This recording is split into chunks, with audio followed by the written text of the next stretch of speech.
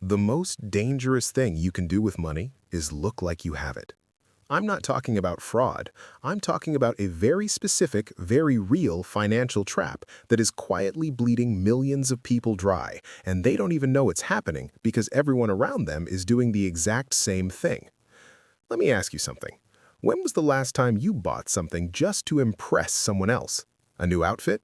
A nicer car? Maybe even a bigger apartment than you actually needed? Be honest. Now here's what is rarely talked about.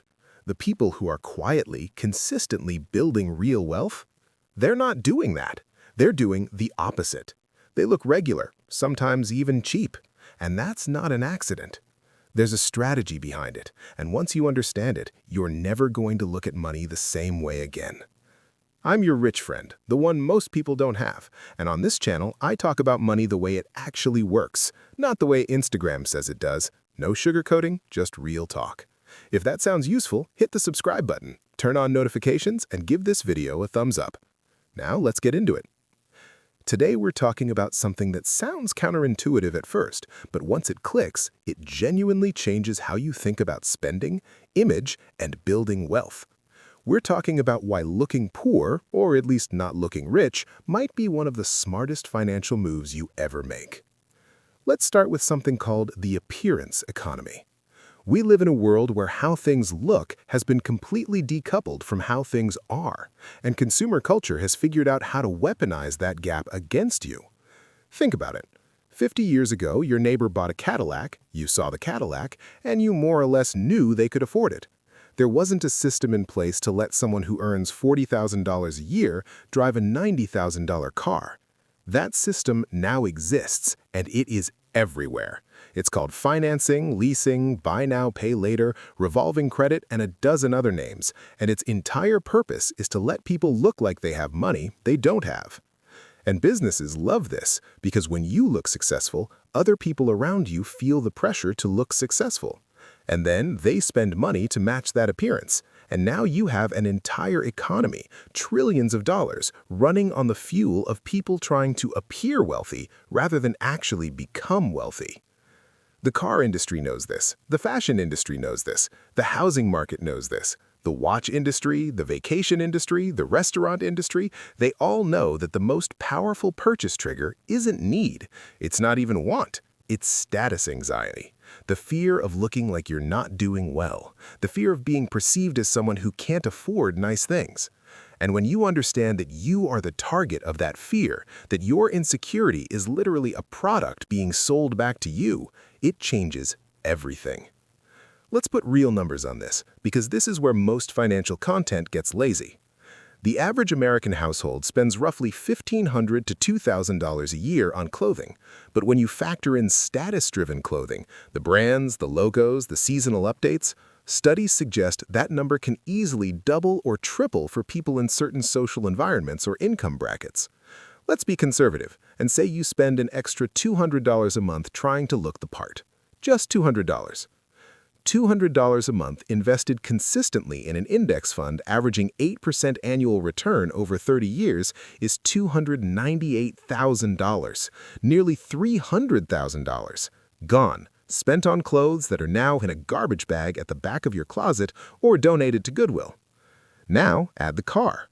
The average new car payment in the United States right now is over $700 a month.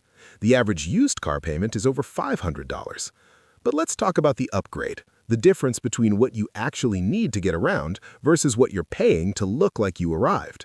If you're stretching from a $300 payment to a $650 payment to have something that turns heads, that's $350 a month in pure status spending. $350 a month for 30 years at 8% is $523,000. We haven't even touched the apartment or house you upsized into for the aesthetic, the business class upgrades, the resort you booked because you were posting the trip, the bottle service you paid for because people were watching, the watch, the handbag, the golf club membership, the neighborhood you moved into because of the zip code. Every single one of those decisions was partially, sometimes entirely driven by how it would look, not by what it would do for your actual life. And none of it is building wealth. All of it is performing it. Now, here's where it gets really interesting, because there's a mountain of research on this. Thomas Stanley and William Danko spent decades studying actual millionaires in America for their book, The Millionaire Next Door. What they found completely shattered the popular image of wealth. The majority of millionaires in America, real balance sheet millionaires, don't live in the most expensive neighborhood. They don't drive the flashiest car. They don't wear the most visible logos. They live in normal houses, drive reliable vehicles, shop at regular stores, and they look, on the outside, remarkably ordinary. Stanley actually coined a term for the people who look wealthy but aren't. AWUW, under-accumulator of wealth. And the profile is painfully familiar. High income, high spending, high lifestyle costs, very little net worth. All show, no substance. The counterpart, the PAW, or prodigious accumulator of wealth, typically earns less, spends far less on image, and accumulates real assets, real wealth, real freedom. And this isn't just an American phenomenon. In the UK, in Australia, in Singapore, in Germany, everywhere you find genuinely wealthy people who didn't inherit it, you find the same pattern. Low visible consumption, high invisible accumulation.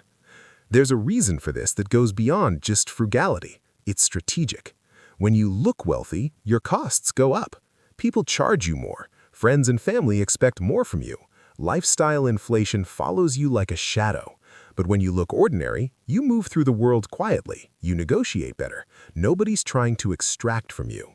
You have the ultimate luxury, privacy about your financial position. Warren Buffett lives in a house he bought in 1958 for $31,500. One of the wealthiest humans in history. He drives himself to work, he eats McDonald's, he does not need you to know he's rich. He already knows. So, if this is so obvious, why can't people stop? Why does everyone keep spending money to look rich when the data is this clear? Because it's not a math problem, it's a social and psychological one. Human beings are deeply, biologically wired to care about status. For most of human history, low status in a group meant less resources, less safety, less reproductive success. The anxiety you feel when you think people see you as less successful than your peers is not irrational. It's ancient. It's baked into your nervous system at a level that logic has a very hard time overriding. And the modern world has figured out exactly how to exploit that feeling. Social media isn't just a place where people share photos. It is a real-time, continuous status tournament. Every post is a data point. Every vacation, every car, every restaurant, every outfit is a signal. And your brain is reading those signals and comparing them to your own life, constantly, often subconsciously, and recalibrating your sense of whether you're doing okay. You feel behind. You spend. Temporarily, you feel better, or you feel like the gap is smaller. And the cycle repeats. This is called relative deprivation, and economists and psychologists have studied it for decades. It's not about whether you're actually poor, it's about whether you feel poor relative to the people in your reference group. And with social media, your reference group is now not just your neighborhood or your office, it's every influencer, every content creator, every highlight reel of every person you follow. You're now in a status competition with people who are paid to look wealthy as their job. You cannot win that game. The game is designed so you cannot win it. The only move is to stop playing. Now, I want to be careful here, because looking poor is not about suffering. It's not about deprivation. It's not about wearing worn-out shoes or driving a car that breaks down. That's just actually being poor, and nobody is recommending that. What I mean by looking poor is not broadcasting wealth you do or don't have. It's the choice to keep your financial wins quiet, to drive the car that gets you there without making a statement, to live in the house that's comfortable without being aspirational, to wear clothes that fit well without wearing a brand name that costs 4 times more for the logo. It's the choice to let your net worth be invisible. And what that choice buys you is profound. Freedom. When your lifestyle costs are low, you need less money to maintain them. That means you can take risks, start the business, leave the bad job, weather the economic storm that people locked into expensive lifestyles simply cannot afford to take. Speed. Every dollar not spent on appearances is a dollar that can be working for you.